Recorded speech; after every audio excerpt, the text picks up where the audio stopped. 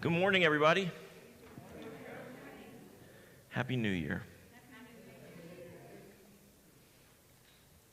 It's wonderful to see you all here this morning and everyone who is with us virtually as well.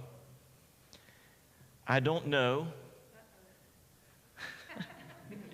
There's so much I don't know, Jinx. But I don't know if you have had the chance to take part in the two services that bridge the new year for us.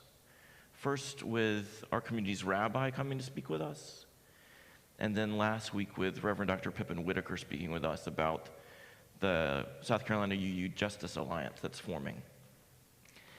I want to thank you for creating a place where those kinds of people can come and speak the truth of their lives and of their hearts and of their vocations, of their work, and be so received so that their words move out and do things. It is amazing to me that over decades we have created a place where that kind of truth-telling by so many different kinds of people can happen week after week here. So I want to thank you. And the service today is about how we created that.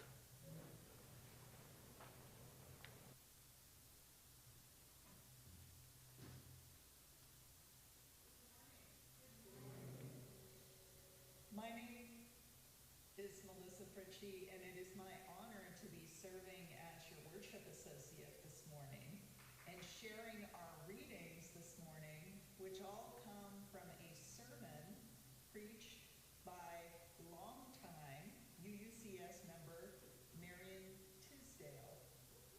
Is Marion? I'm so nervous. I hope that I do your words justice. This was from a sermon that he preached during the fall of 2006, 1 year before I arrived here at this church, on the origins of our congregation. The truth is more complex and more interesting. As long as I have been a member of UUCS, I joined in March of 1966, I have told people that this church was generated out of an adult Sunday school class at the Saxon Baptist Church. Now I realize the truth is much more complex and much more interesting.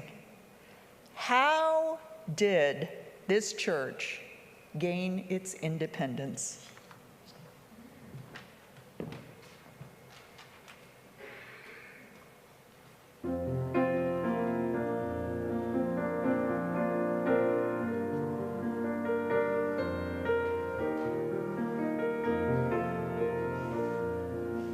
Gather the Spirit, harvest the path. Our separate fires will kindle one flame.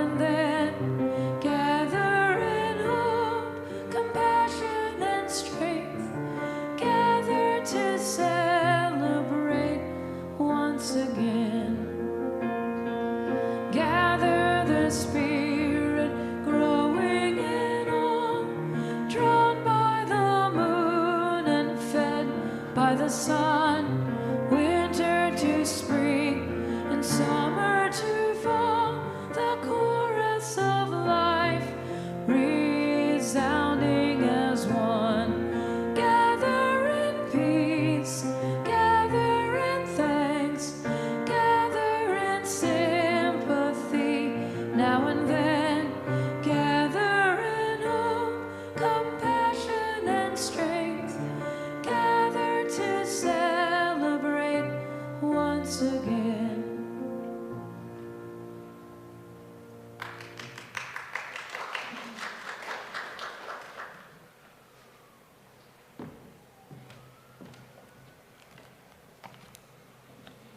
Good morning. Thank you, Sydney. We love Sydney. That was an alternative take on that melody because I don't know what I was doing. Okay, the microphone's doing weird things. Okay. Good morning, everyone. My name is Janice Tuck, and I serve on the Board of Trustees of the Unitarian Universalist Church of Spartanburg this year. It is my delight to welcome members, friends, and visitors this morning, whether you are here in person or joining us virtually. This is a welcoming congregation where everyone is welcome just as we are.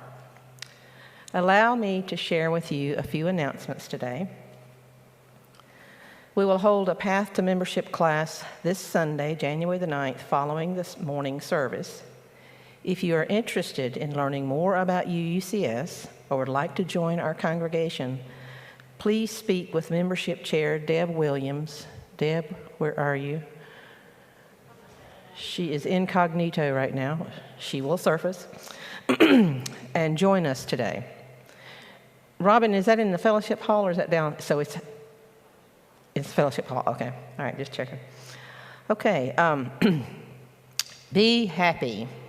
Mary Underwood's second happiness class is Sunday, January the 16th. That's next Sunday, at 2 p.m. in the fellowship hall.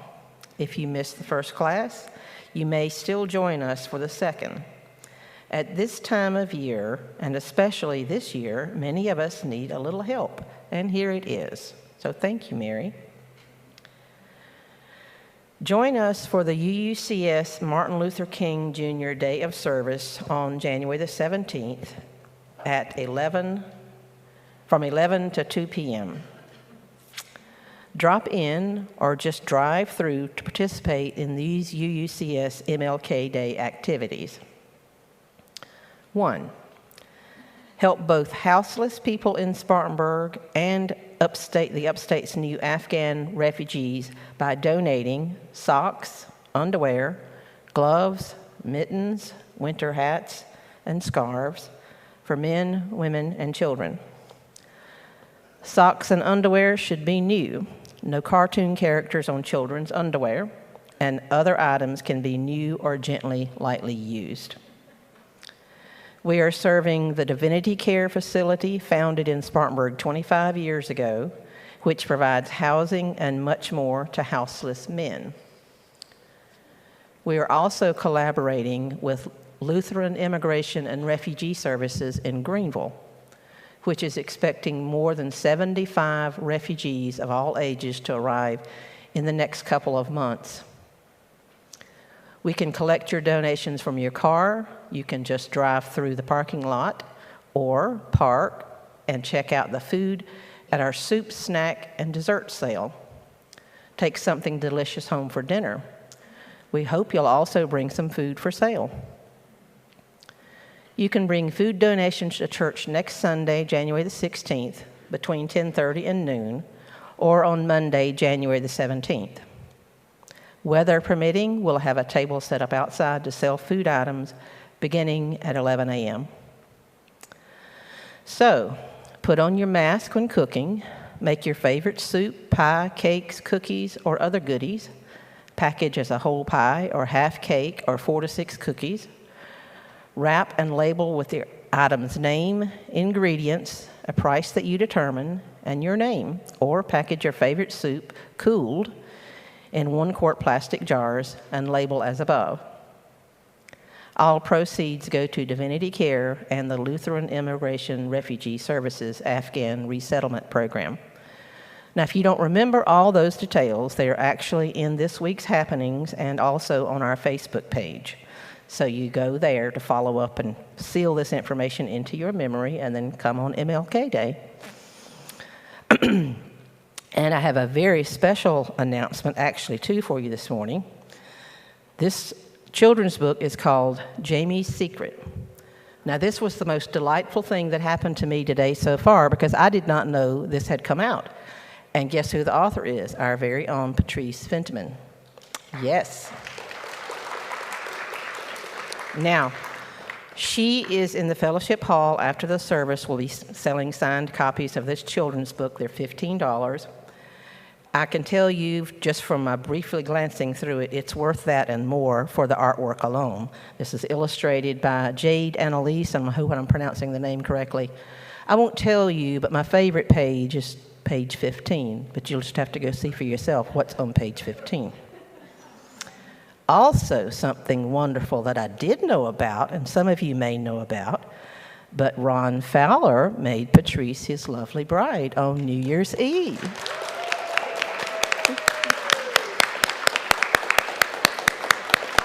I don't know about you, but that just makes my heart smile so big, just so big. Okay, so check out her book and make sure to congratulate both the newlyweds.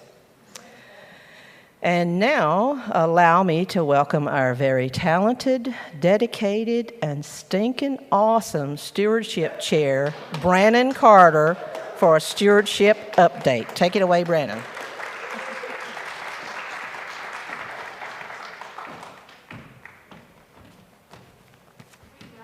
I feel like a celebrity.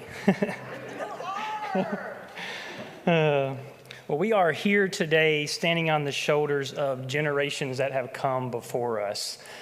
Through hard work and visioning, we get to benefit everything that we see around us, and all the care that we get to provide in our congregation and in our community comes in part from the generations that have put in the work before us building what we have today. And we have a unique opportunity to lay the foundation for the legacy that we will be given to future generations. And in that light, I'd like to officially invite everyone to mark your calendars for February the 13th, and make sure that you save that date, February the 13th. During the service on January the 30th, which is a few weeks before that, Scott will be kicking off our annual fund drive campaign by sharing the vision for our theme this year of reaching new heights. Then on February the 13th, just a few weeks later, right after the Sunday service, all are welcome and encouraged to dress up in your favorite hiking and outdoor adventure gear and join us for our base camp adventure event where we'll strive to reach new heights in our generosity. This will be a time of outdoor fun and adventure for the whole family. We'll have snacks and both meat and vegetable soups. There'll be roasted marshmallows by the fireside. We'll have hot chocolate and coffee. And most excitedly, we'll be installing a 75-foot inflatable obstacle course with mini climbing wall that will help all who are young at heart to take on the challenge of reaching new heights. We are embarking on an exciting challenge this year to envision what possibilities may lie ahead for UUCS. There'll be more to come in the weeks ahead, so keep an eye on your email and your snail mail for more updates. As stewardship is about more than money, I'd like to add to the list of volunteer opportunities that was shared through the social justice activities that are coming up, with 2 more opportunities to serve that will be part of this base camp event on February the 13th. The first one is hospitality needs a handful of volunteers to help out on event day. This is a great way to reconnect if you've been a volunteer person on hospitality in the past, or if you're just looking for a way to connect and try out serving at UCS. Pam, are you here? So Pam Stoll's in the back. You can see her after the service today, or you can email her at hospitality@uucs.org if you'd like to help. And if you're here today and you own a crock pot and would be interested in helping cook a pot of soup for this base camp event, please see me after the service, and I'll jot your name down and can get you more information about that later. So again, that's February the 13th, right after the service. And if you're not currently attending service in person, feel free to watch the service online and then head on over after the service for this outdoor adventure. We'll be here until about 2 o'clock, and we don't want your family to miss out on this amazing opportunity. Thank you.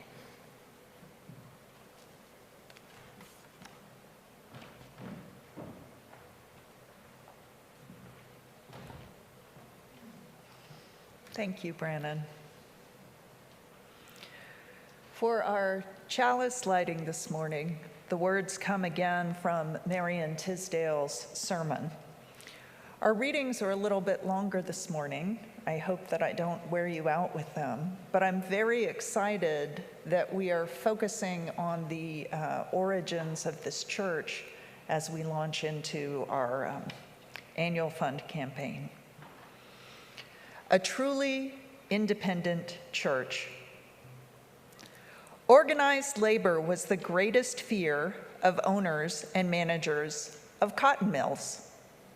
Up until World War II, the mill village was a small dictatorship of its own.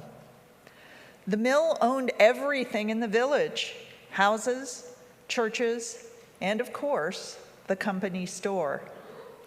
Many mills printed their own money, which was good only at the company store. If you wanted real money, the company store would give you 90 cents for $1 of company money. The barber, school teacher, or minister in the village could be fired by the manager of the mill as easily as a shift worker. If a worker caused trouble or talked union, he was instantly fired and evicted. His debts at the company store were called due immediately. Mill village churches were mostly operated on some kind of shared arrangement, with the members providing the minister's salary and outreach, and the mill owners building the building and providing the real estate. Mill management could fire a minister by simply exerting their influence on church members and evicting him from the parsonage. Sociologists denounce this paternalistic relationship, suggesting that underpaid workers were being intimidated from the pulpits of these churches. A sociologist and theologian from Yale named Liston Pope did a study and published a book, Mill Hands and Preachers, in 1942. He concluded that mill owners justified this situation by saying they felt a need to provide for the spiritual needs of their workers, and in return demanded absolute loyalty. In reality, the situation was created by management's desire to maintain absolute control over their workers, minimize wages, and maximize profits. The Saxon Baptist Church was a truly independent church, owning both its building and real estate. Saxon Baptist was just a block away from Saxon Mill. The church and mill management kept up a running battle most of the time. In the Liston Pope book mentioned earlier, he found that the Saxon Baptist Church was the only mill village church in the South where the mill owner could not fire the minister.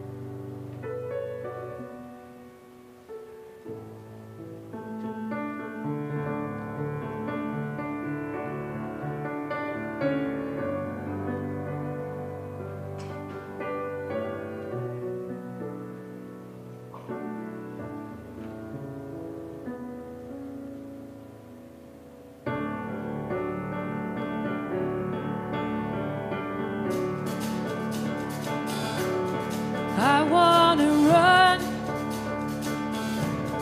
I want to hide, I want to tear down the walls, hold me inside. I want to reach out and touch the flame where the streets have no name.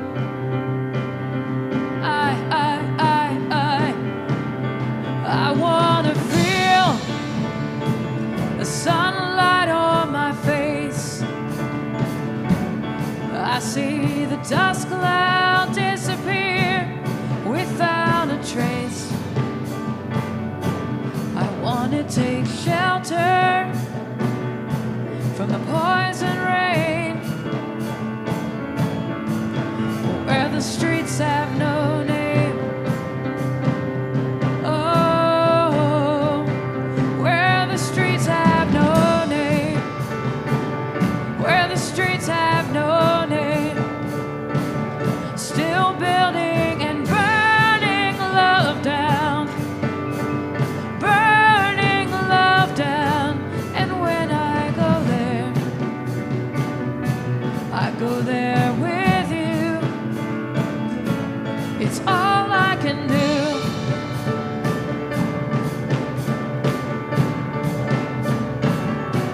The city is a flood, and our love turns to rust. We're beaten and blown by the wind, trampled in dust. I'll show you a place high on a desert plain where the streets have no name. Oh, where the streets have no name. Where the streets have no name. Still building and burning down love. Burning down love. And when I go there with you. It's all I can do. And our love turns to rust. We're beaten and blown by the wind. Blown by the wind. Oh, when I see love, our love turns to rust. We're beaten and blown by the wind. Blown by the wind. And when I go there with you. It's all I can do.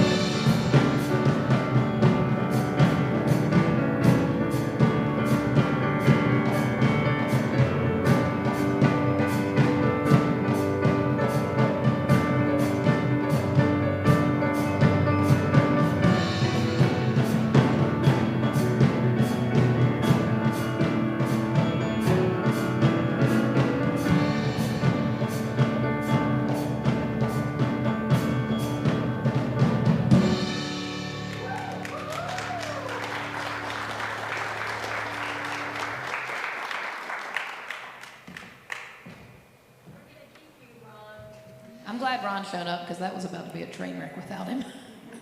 Thank you so much, Sydney. Thank you so much, son.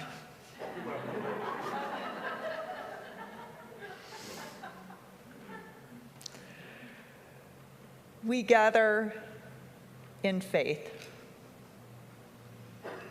We gather in hope. We gather because this community feeds us. And this is the time when, if you are willing and able, you may stand and greet one another, being ever mindful of everyone's comfort level during the current surge in cases. So please feel free to remain seated and greet with a wave, or approach one another mindfully, carefully, touchlessly to greet.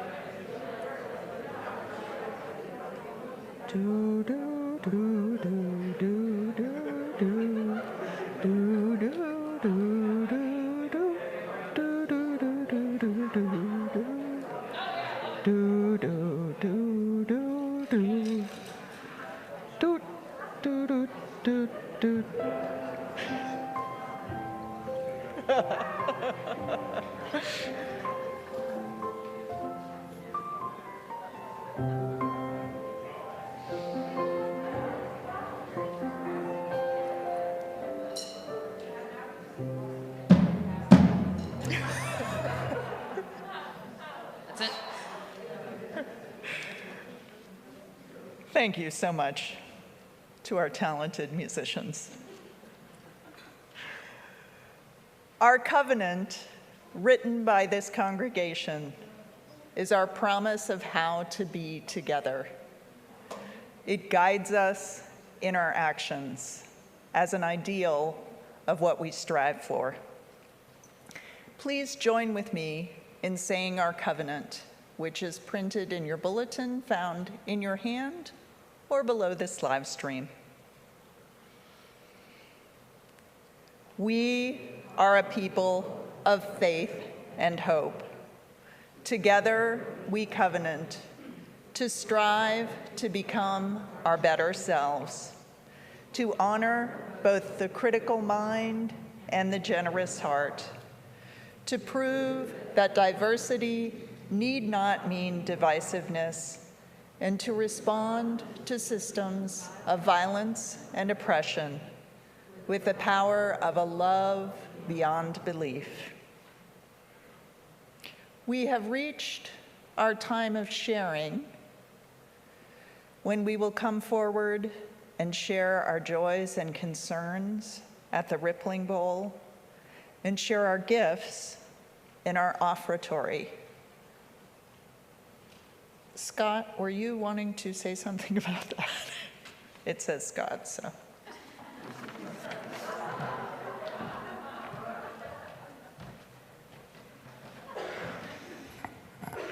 Every month we share the plate on behalf of a cause in our community or in the world that we want to support. And this month we share the plate on behalf of the South Carolina Unitarian Universalist Justice Alliance. Our speaker last week shared with us about this emerging statewide justice initiative. If you've not heard her speak, I want to urge you to go back and listen to her words. She's an extraordinarily talented leader in our movement, and that she is in South Carolina and organizing here is an incredible gift to us and to our state. We've also shared a good bit about the Alliance through our church communications. Please avail yourselves of this information so you can read more about what is happening. But in short, this is an effort to connect the UU congregations across South Carolina to support one another in our different initiatives where we each are, and to collaborate to have an impact in our state. Think about the question of justice in our state. There's a reason that this state was the first to secede from the Union. It's not an accident. There's a reason that our church emerged from the unjust labor practices of the textile industry that we speak so longingly of when we think about our current economy. It's not a mistake. We know the news bulletins that we receive every legislative session about attacks on the rights of women to choose, on the rights of trans people to live their lives, on the rights of LGBTQ plus people to make a life here, on the rights of each of us, and especially people of color, to vote. It's not a mistake.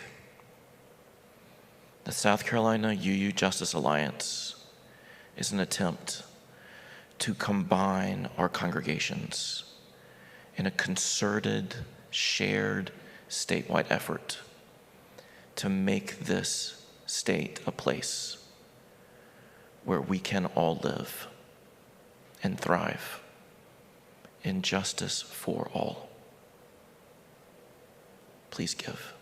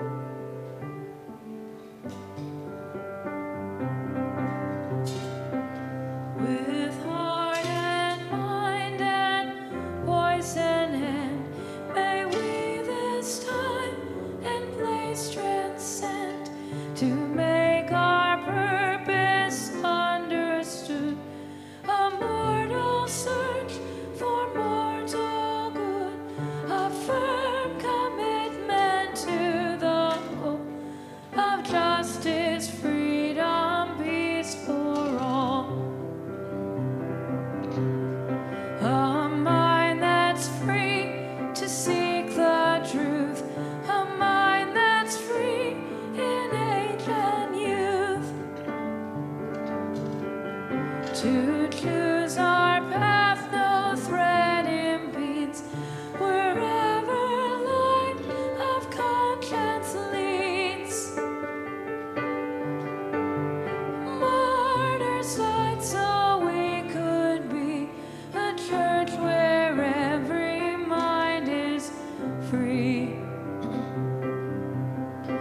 A heart that's kind, a heart whose search makes love the spirit of our church, where we can grow and each one's gift is sanctified and spirits lift, where every door is open wide for all who choose to step inside.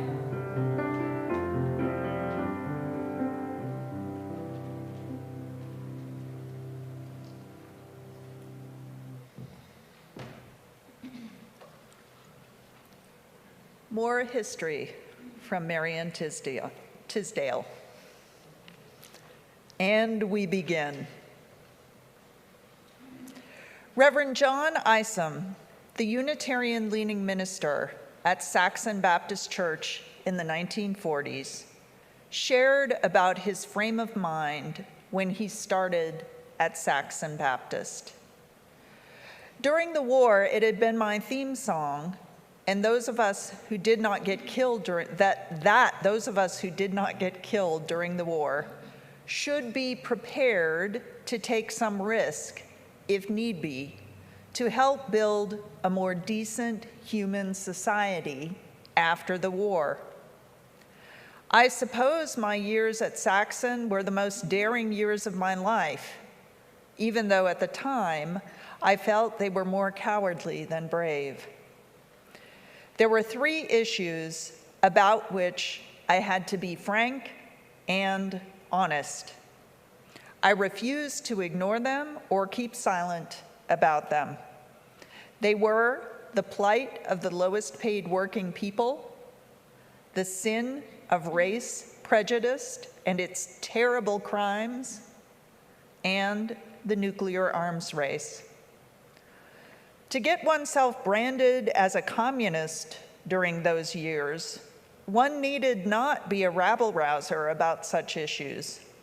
One could earn such a title by speaking ever so softly for a decent wage for the cotton mill workers, or for civil rights for Black people, or for a sane nuclear policy. Isom resigned from Saxon Baptist in 1951 and moved to Louisville. He was ordained into the Unitarian ministry and spent the rest of his career as a Unitarian minister. After Isom's departure, Azel Tyndall, a member of Saxon Baptist Church who had attended the Unitarian Church in Louisville, Kentucky, while studying at the Baptist seminary there, started holding weekly discussion meetings at his home in 1952 and 1953, and had found the 10 people necessary to apply for a charter to start the Unitarian Fellowship of Spartanburg. Most of the people attending these discussion meetings were members of an adult Sunday school class at Saxon Baptist Church. By January 1954, the charter came from the Unitarian Association in Boston, and we began. Some of our early church members continued to push for social justice and paid a high price. Azel Tyndall wrote a letter to the editor calling for integration and was soon fired from his job. Verona Thomas gave a Unitarian book to a library patron and was fired from her library job. Brian and Willie Mae Finley assisted in lunch counter sit-ins at the Woolworth's lunch counter. Mae Clarence Guthrie, a pillar of Saxon Baptist, never joined this church. Sorry, Mr. Clarence Guthrie never joined this church, but he came often, and his daughter, Marianne Mizell, was a 3-time president and one of the reasons we are still here.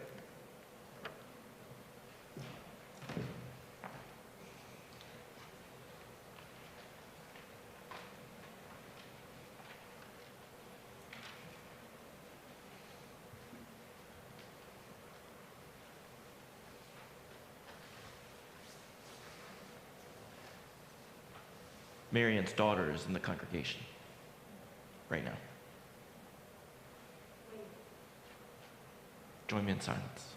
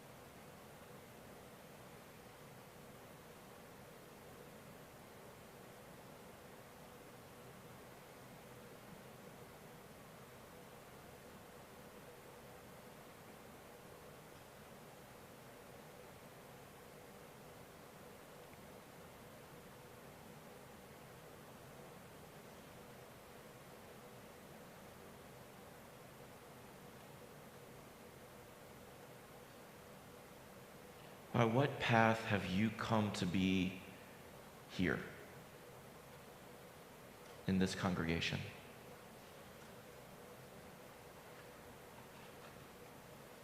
We have some folks here who have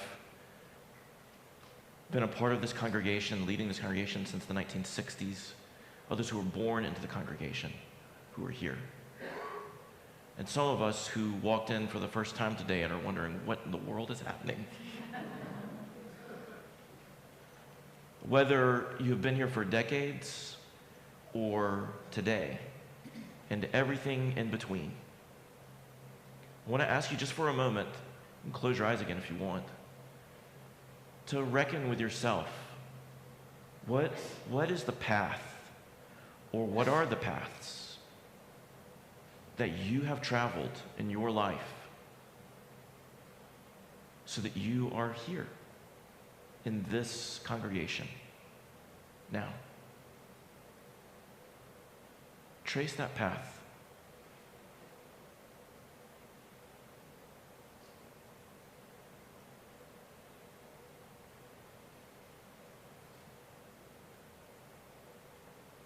John Isom, our congregational historian, will point out, is not the founder of our congregation, and we want to be really clear about that. The credit belongs elsewhere. But he was sort of the proto-minister of this congregation.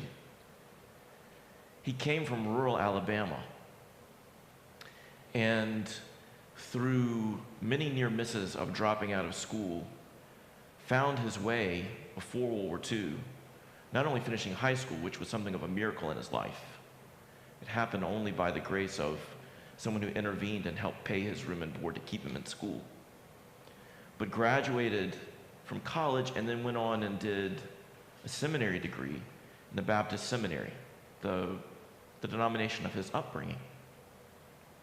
And during World War II, he came to Spartanburg to serve as a chaplain at Camp Croft, a time when there was a large influx of folks who weren't from around here. John Isom was known at Camp Croft for preaching a sermon that went in short version like this. We've already heard a little bit of it. War is terrible, it's hell. And what you're doing in war is hellish. No apology for the goodness of war. He said, I do want the Allies to win because I think the war will be better if the Allies win, and I agree with him about that. But let's not pretend like any of this is good. What matters is what we do when we come out of it.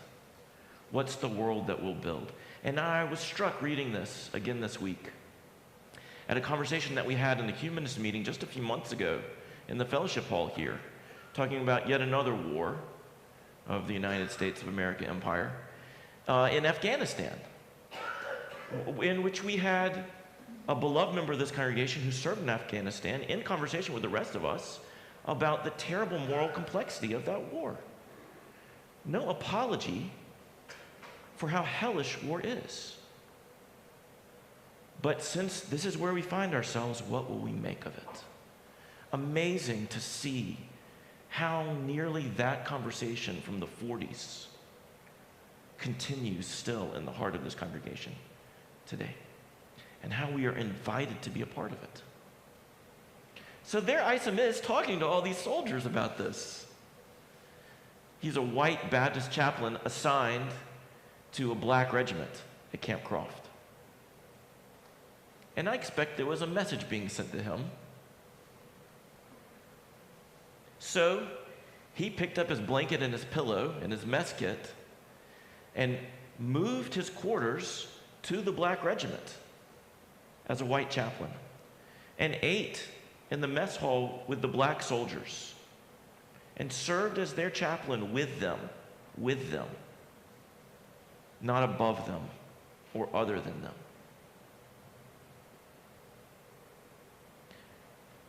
The folks at Saxon Baptist heard about John Isom, and they thought, this is our kind of guy. And they approached him about coming to serve as their minister when the war was over. And he went. Little Baptist church in Mill Village, Spartanburg. But a place where you could speak freely, because it was owned by the people. The people owned it. And I want you to always remember that. You own this place. You own this place. This is our shared ministry. This is us. And because it was us, because it was them, as it is us now, they said some things. Spoke about a fair wage for mill workers. One day, the treasurer at Saxon Mill wrote a letter over to First Baptist Church, the big church in town, and said, the minister at Saxon Baptist, John Isom, he's a communist. What are you going to do about it? And so everybody started leaning on that church. And the people of that church wrote a letter to the mill saying, you've never come to hear one of our minister's sermons. You don't know what you're talking about. And we want to warn you against slander against our minister. And the mill paid $500 as a kind of peace offering to get the church, this little tiny church, off the big mill's back. And they kept right on going.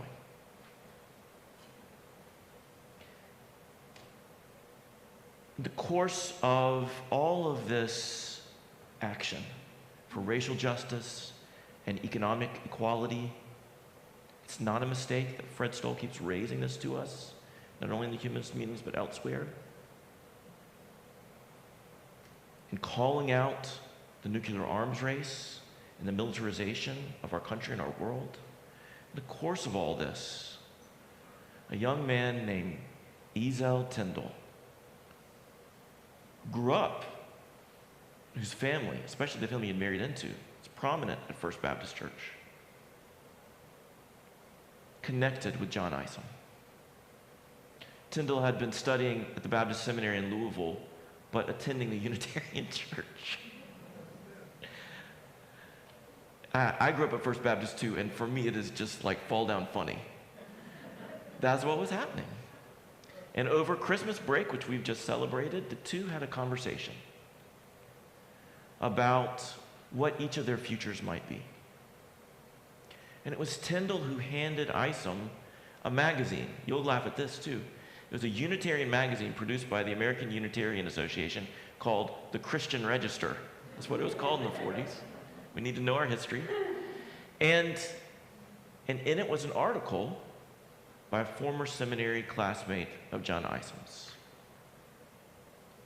who talked about moving from the Baptist church to the Unitarian church. And Isom started writing people about wanting to move his ministry to Unitarianism. And less than 2 years later, he did. He left Spartanburg, left his pastorate at Saxon Baptist Church, went on to Louisville, and then served in a number of churches across the Midwest and the Southwest. I've posted on our close Facebook page John Isom's collected writings, his autobiography and other writings he's done, and I want to encourage you to go and read them. There also is a copy of them right here that you can look at after the service. And I want to invite you to do that. The majority of the book is about Spartanburg, a number of chapters about his time in Spartanburg. But he left. And at risk of my own job, please don't take this too literally. The departure of the minister served as a catalyst. It's not always bad. It's not time for that yet, okay? It's not time for that yet. But when that time comes, as inevitably it does, it doesn't have to be all bad. When John Isom left his Baptist ministry at Saxon Baptist to become a Unitarian minister, the people in that church who were so forward-thinking in their sociology and in their theology decided they needed to begin to meet with each other.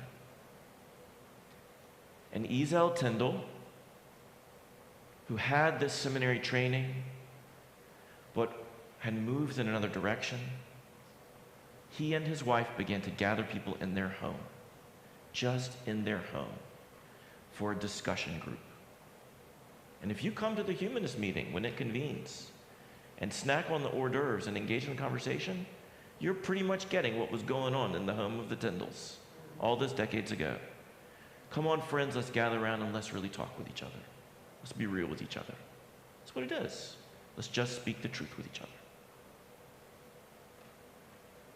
It's fascinating to me to hear this history, not only for the demographics that are in play, the history that's in play, the way that centuries of exploiting land and labor in this area coalesced around a small group of people who wanted to fight for justice.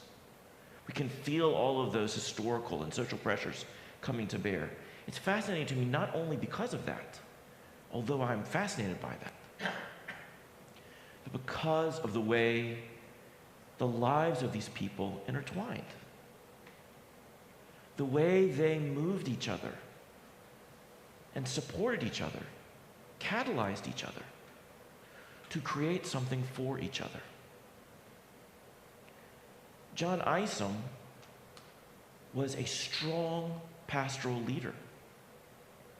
But without Isom Tyndall, who I don't know, but comes across on the page as a fairly quiet, reflective person. Without Isom Tyndall reading and handing to John Isom what he had read,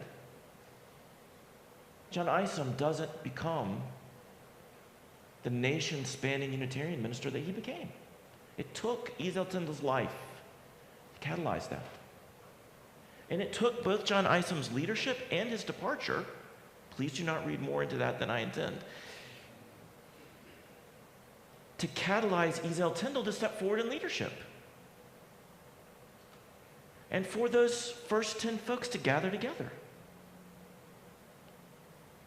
And from 10 to 35 to 50 to 80 to 110 to we don't really know how to count who's online now, right? And this is what I find so moving about the whole story. these two strands interweave: the desire for justice and the desire to be free to think. Justice and freedom intertwining in the lives of these people to create a place of compassion. Justice and freedom to create a place of compassion where we are all welcome this morning. What an amazing synthesis. All this month, we're going to talk about our origins that lead us to today. We call our movement Unitarian Universalism. We're hearing part of the Unitarian strand today, and we're going to hear more of it. And we're also going to deal with the Universalism that joins. But both of those terms, as important as they are, and as much as they do name and describe, they are inadequate to name all that we bring to bear here. Think of the paths that you have trod to come here. Almost none of us began as either Unitarians or Universalists. And almost none of us can be fully described as one or the other or both.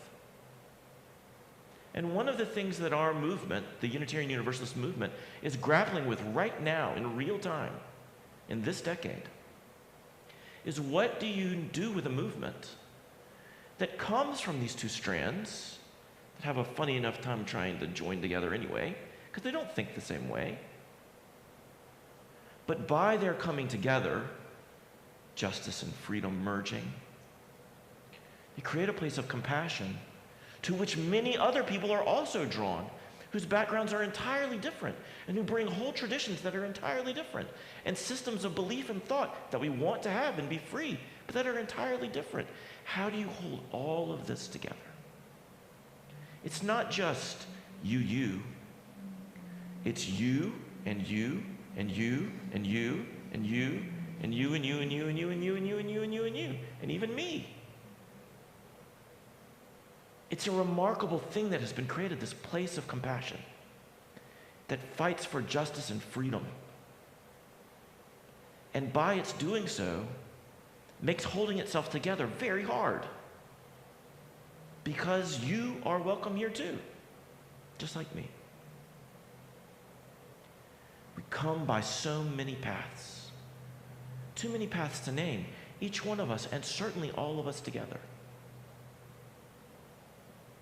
And when our paths merge, when they connect, they catalyze things here that none of us could expect. Justice and freedom, creating a place of compassion that cannot contain itself. John Isom's life and Tyndall Ezel's lives intertwining and connecting and becoming something that neither one of them had planned for in all of their education. And imagine Ezel Tyndall's wife, Edna, what she must have thought. Her parents over at First Baptist leaned heavy on the family, and still they gathered in their home. And on and on and on, writing letters, sitting down at lunch counters, starting parades in the parking lot. Our summons to justice and freedom create a place of compassion that cannot be contained here. It moves out. What a strange and impossible and amazing thing this is. We come by so many paths and create a way forward together, a way forward that is beyond all of us. I saw it yesterday. Yesterday I came running into the church right at 1 o'clock, probably a few minutes after, if you know me and my clock. I was on my way to a board meeting. Your board was convening to spend 3 delightful hours on a Saturday afternoon looking through all of the church's policies and deciding if things need to be cleaned up since 2012 or 2015 or whenever they were last examined. And our amazing president had a whole system of straw poll voting and then parliamentary voting. It was an incredible arrangement in place. And most amazing of all is how much we accomplished, and that whatever we felt we couldn't accomplish, we felt confident to set aside and deal with thoroughly later, so nothing was rushed. And people laughed and smiled and forthrightly argued with each other the whole time. I've worked in a few churches. It doesn't work that way. What an amazing gathering of leaders you have elected. It's incredible. Justice and freedom. How do we govern ourselves? How do we make this work? How do we hold one another accountable? How do we make sure power is shared and distributed, not concentrated in too many hands? Wouldn't the minister like to do this? Hell no, your minister does not want to do that. Wouldn't we like the president to do this? Absolutely not. The president does not want that sole responsibility. Shared power is democracy. And it was working here for 3 hours yesterday. And I have it on good authority. Some of our finance people hashed it out for an hour and a half that morning already. And 2 of our board members have been in a UUA training all morning, and still they came. Some folks who couldn't be here called in, and we passed around cell phones and speakerphone. It was wild. Justice and freedom to create a place of compassion. That is impossible. It's not what board meetings are like, but it was yesterday. Right in the same space where our congregation gathered for services every Sunday for years before this sanctuary was built. And where the humanist group and the Path to Membership group and covenant groups and AA groups meet week after week to talk in honesty and freedom with each other.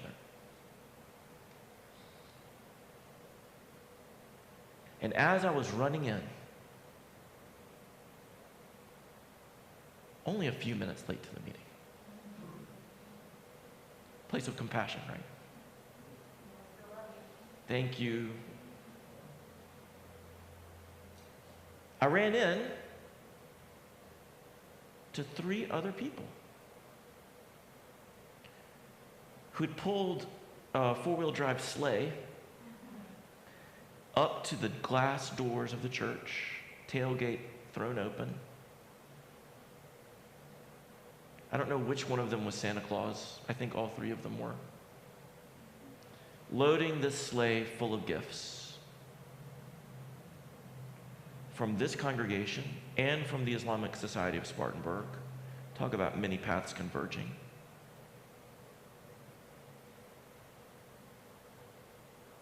Blankets and pillows and toiletries, household items for Afghan refugees that are moving to the upstate.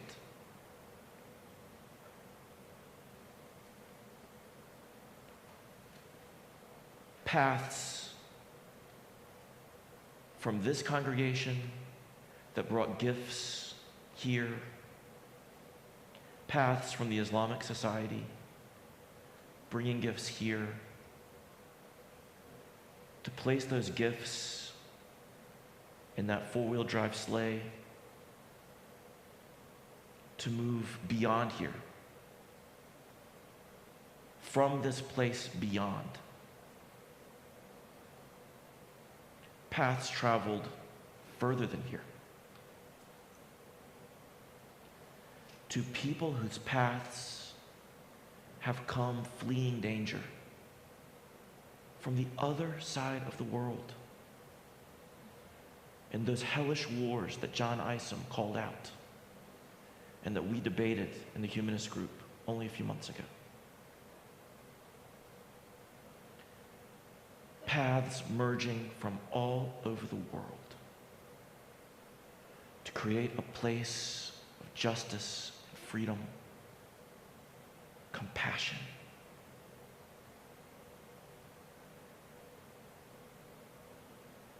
For us to gather so we can go far beyond.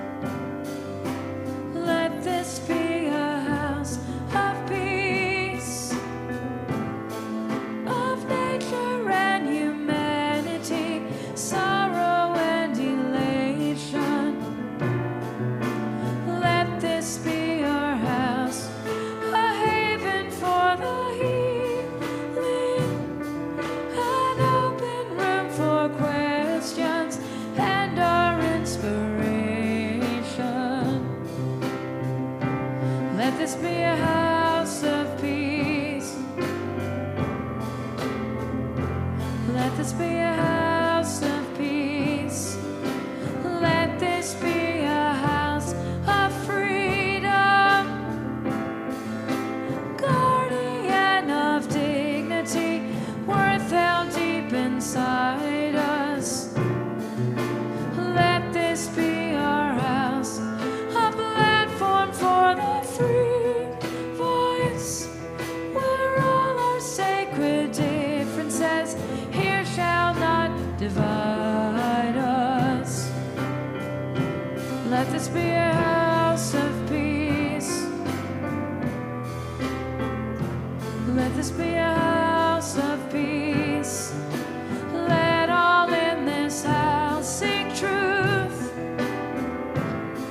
where scientists and mystics bide in reverence here. Let this be our house, a house of our creation, where works of art and melodies consecrate the atmosphere.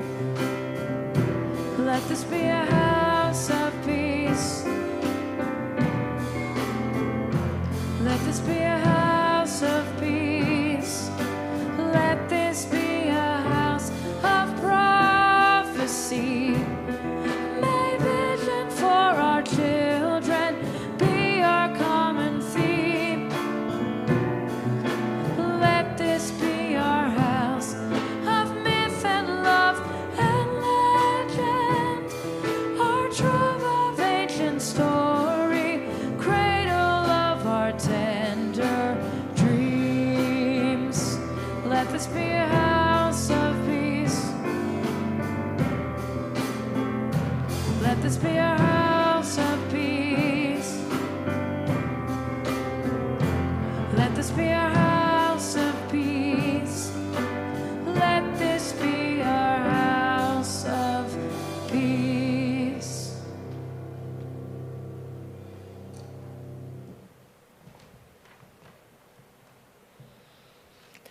We extinguish our chalice this morning with the search for truth. We Unitarians talk often about the search for truth. I was surprised to find how powerful is this search for truth, one of the cornerstones of this religion. One thing is certain. In this town, at least, the search for truth gave birth to this church. The risks some people will take to seek truth, both socially and intellectually, give hope to us all for a brighter future despite the issues we face in every generation. The search has been part of this church's makeup since our beginning in 1954. May it always be so.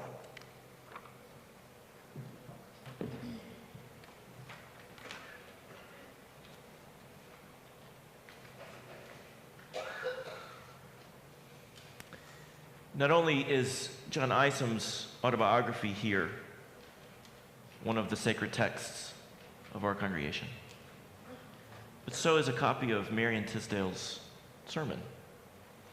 Please let this be a house of peace and don't fight over it. We can make as many copies as you would like.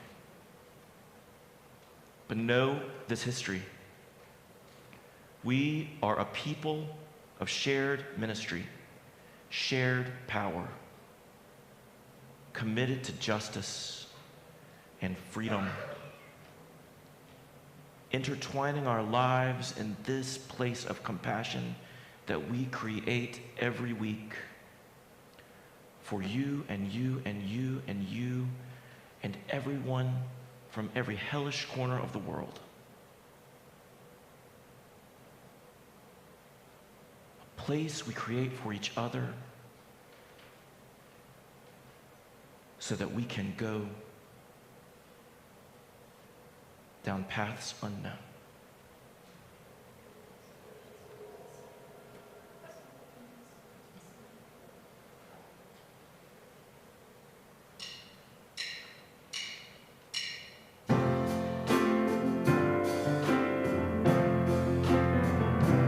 We have spent time together.